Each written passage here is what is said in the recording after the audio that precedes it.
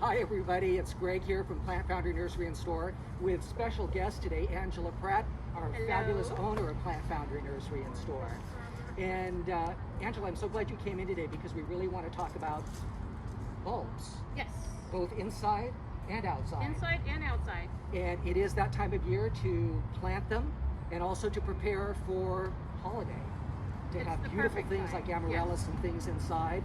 So we thought we'd go over a few different things. Do you think we should start with planting bulbs let's in start with soil? overplanting pansies on top of bulbs. Yes. Cool.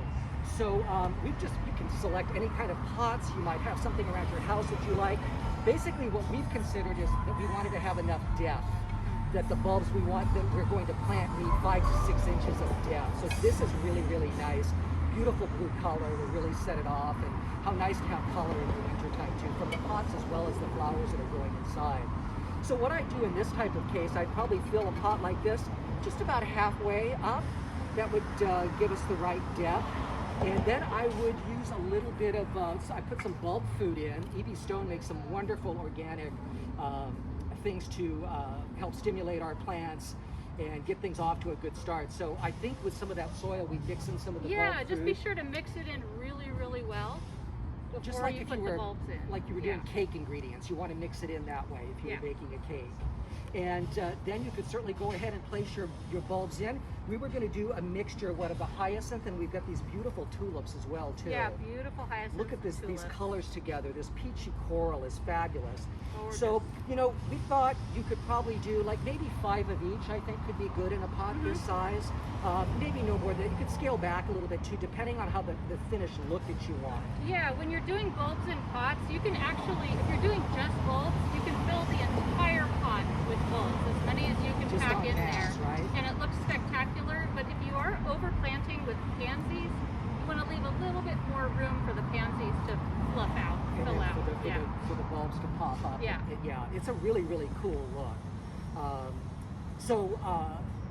We've got bulbs in, we can add more soil, and then with that soil, we want to put in a little bit of Sure Start, which Sure Start is our best friend here at the nursery. Yeah. I was never that much of a believer. I am now because I'm using it at home and I notice a big difference. Yeah, so we sell E.B. Stone's organic potting soils, and our rep used to always say, be sure to sell Sure Start with the potting soil, and I thought, oh yeah, whatever, it probably doesn't make that big of a difference. But then we started doing some wine barrel planters, and I started using it at home, mixing it into the potting soil.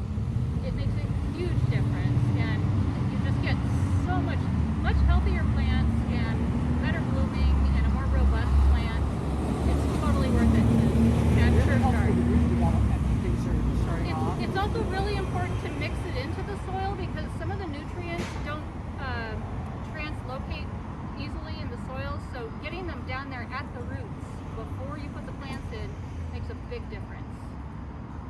Cool. So then we have our top layer of soil, and then from there you can pick out either, we've got pansies here, which pansies are really, really great. Angela's favorite probably because, we were just talking about how I love big, fat, showy pansies because there's just nothing more cheerful in winter, fall, and wintertime than a big, fat, happy pansy face staring back at you. And Greg was saying that he loves the little violas. Yes. And why is it that you love the violas? I think, they're this same family. They're cousins. They Yeah. really are. I always say, pansies, they are fabulous, but violas are their tough little cousin. They are. These guys, as diminutive as they are, and they look super delicate. Cute as a button.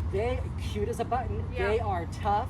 And all of these, and I think especially viola, can survive a freeze, which is really nice without a cover. Yeah. They just hold up really Yeah, well. both of these are considered winter hardy. It just depends on where you have them and how much care they're getting. Absolutely. And then starting them probably, off right depending really on what helps. kind of bulbs you're putting into your pot, what type of scale you're looking at. If you want something smaller or something a little larger. But we thought, wow, with this combination going into our pot and then underplanted, maybe with some pansies in those colors, look at how beautiful that is.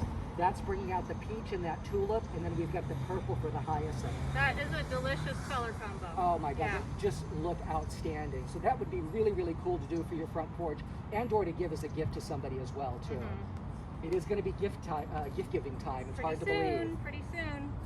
So we talked about bulb planting and then overplanting with some annual color. And then we're going to go over to forcing bulbs, which is really, really a cool thing to do. Oh, and one last thing, you can also do this in the ground. It doesn't have to be in pots, but it looks adorable to put them in pots, do them on your front porch. But you can overplant pansies on top of your bulbs in the ground as well, and that looks great. Great look, absolutely. So we've got an assortment of things here. We've picked up some, the granddaddy, the king of all the bulbs is the amaryllis, which we tend to sell out of, really, really quickly here. So come and get them while we've got them.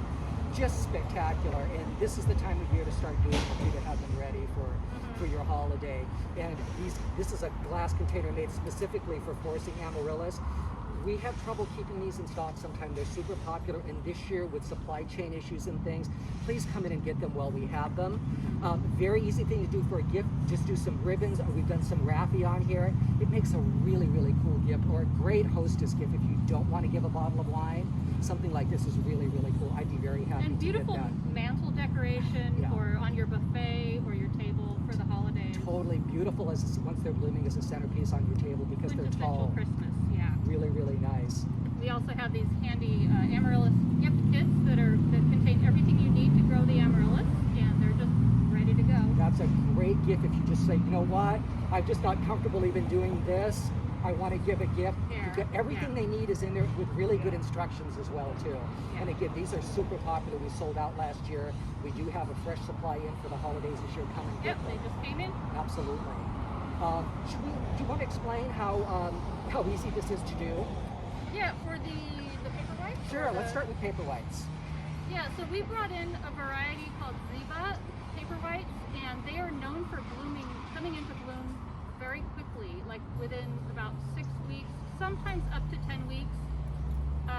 But what we love about them is that they are perfect for forcing indoors, really easy to force indoors. And you can use a glass vase or a vintage ceramic piece could be vase. really cool. Would be really pretty. If you want to see the roots as they're growing, you can use clear glass, but ceramic works as well, plastic works as well. And hyacinths also are known for being easy to force indoors. So amaryllis, paper whites, and hyacinths. And then here, what Angela has done too is to show you that we've got some beautiful, and we sell these here at Plant Foundry, beautiful little polished river rock, which I really like that look. That's my favorite vase. It's really good. It's earthy looking, but it's really modern looking at the same time too. And then the bulbs just on top there, and you'd fill with water you just want to touch where the roots are. We don't want to fill the water up too high, but just to where the roots are on the bottom. Right there. That's a really, really cool And then one more tip, you want to get them a little bit drunk, just a little. 1 part alcohol to 7 parts water. And what that does is it keeps your paper white narcissus from flopping over, because they have a tendency to grow really tall and then flop. So if you want them to look more like the picture, give them the 1 to 7 ratio of alcohol to water, and you can use rubbing alcohol, but you can also use vodka or whiskey. Just stay away from high sugar alcohol, anything that contains high sugar. So does the alcohol thing apply to the person planting things up as well too? Yeah, don't drink the rubbing alcohol, but if you want to nip a little whiskey, it is that time of year. Go right ahead. Yeah. Cool. Yeah. So I hope that we've given you some ideas and some inspiration. Bulbs are really, really a cool thing. If you've done that in the past, continue. If not, explore it. It's really, really easy, and your results are spectacular. You'll feel really, really proud of yourself for your accomplishments afterwards. And you'll have beautiful displays for the holidays. Absolutely. And color during that cold, damp time of the year is really important. Yeah. So come on in and see us. We're at Plant Foundry 35th and Broadway. Thanks, everybody. Happy holidays.